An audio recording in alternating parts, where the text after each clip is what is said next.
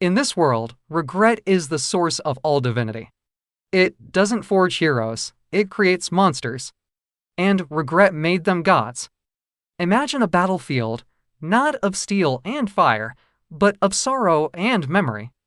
Look closely. The figures that tower over the carnage, wreathed in shimmering auras of power, are not champions of virtue. They are the broken. Each one carries a past they can never escape, a moment of failure, a sin so profound it has twisted their very soul into a weapon. Their strength is not a gift. It is a curse, a constant, screaming reminder of what they've lost, who they've failed. Now, look at the villages tucked away in quiet valleys. See the people there, living simple lives. They are happy, content.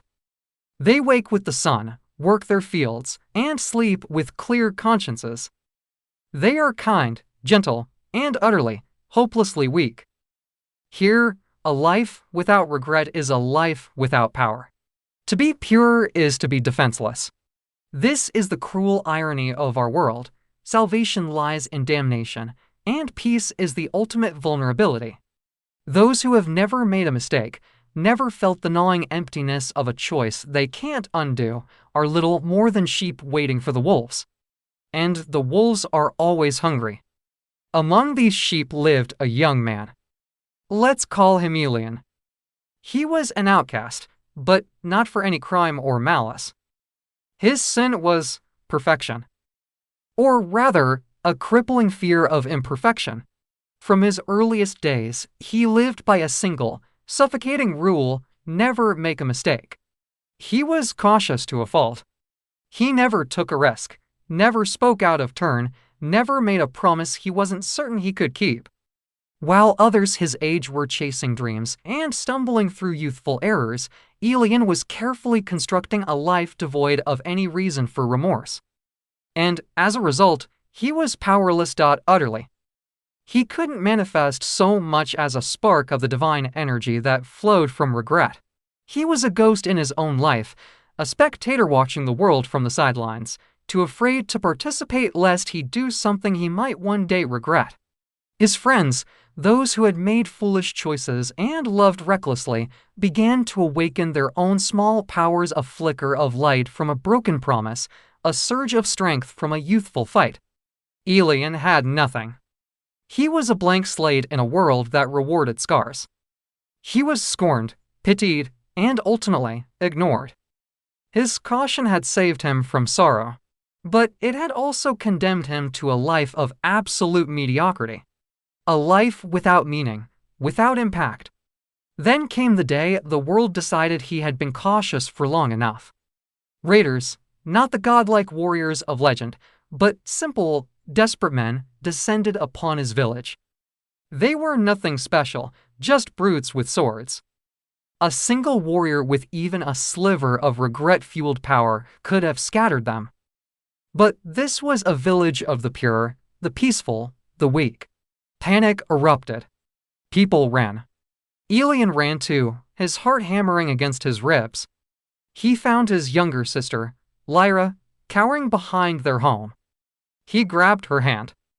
"We have to hide," he urged, his voice trembling. He knew a place in Ulf's cellar, hidden and secure.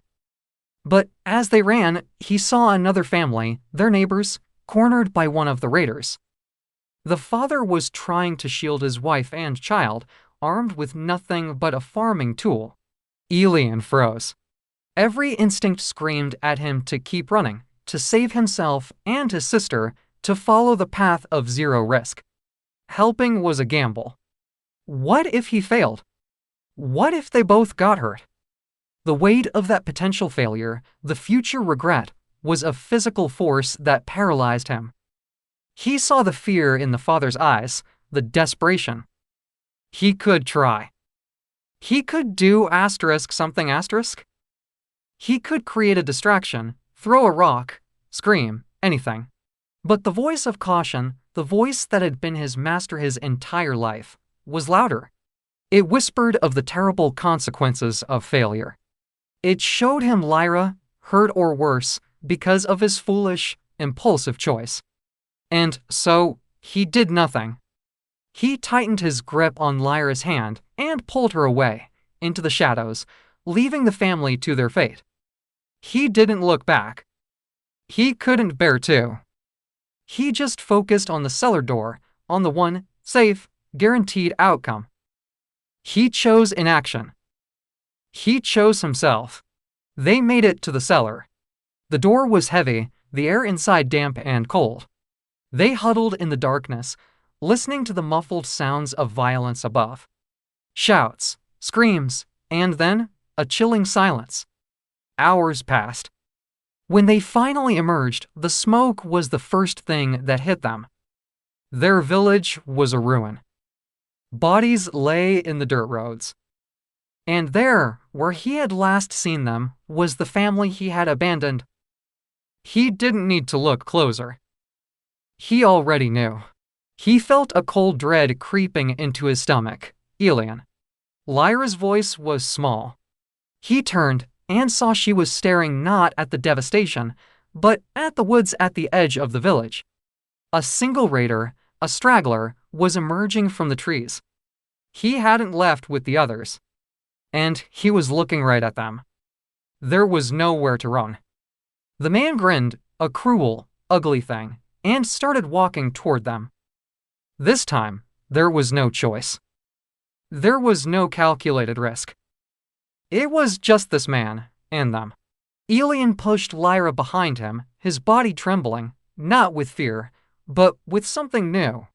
A searing, horrifying clarity. As the raider raised his blade, Elian didn't see the man. He saw the family he let die. He saw the father's pleading eyes. He saw the consequence of his caution, his cowardice, laid bare. It wasn't about saving Lyra now. It was about the fact that he had already failed her. He had failed everyone. He had built his life on avoiding regret, only to stumble into the single, most unforgivable regret of all. In his desperate attempt to avoid any mistake, he had made the only one that truly mattered. Inaction. His perfect, unblemished life was a lie, bought at the cost of others. In that instant, the dam broke. The carefully constructed walls around his soul didn't just crack, they vaporized. A lifetime of suppressed emotion, of choices not made, of words not said, all of it coalesced around this one, singular, cataclysmic moment of failure. It wasn't a flicker. It wasn't a spark. It was a supernova. A silent scream tore from his lungs as a shockwave of pure, black, shimmering energy erupted from his body. The world went white, then black. The ground buckled. The trees at the edge of the forest were shredded into splinters. The raider, the blade, the very air around them was annihilated, erased from existence by a force born of absolute, soul-crushing regret.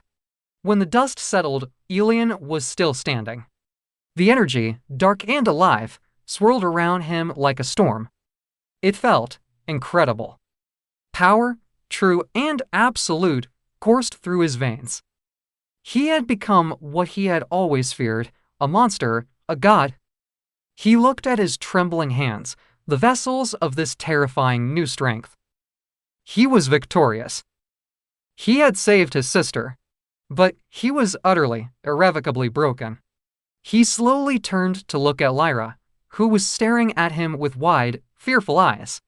She wasn't looking at her brother anymore. She was looking at a walking cataclysm.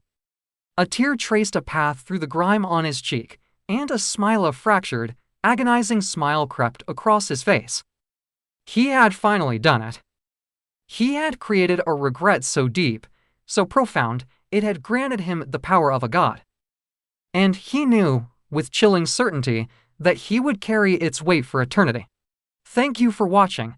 If you were captivated by this story, remember to like, subscribe, and hit that notification bell for more tales from the darkest corners of imagination. See you next time. Like and subscribe for more content like this.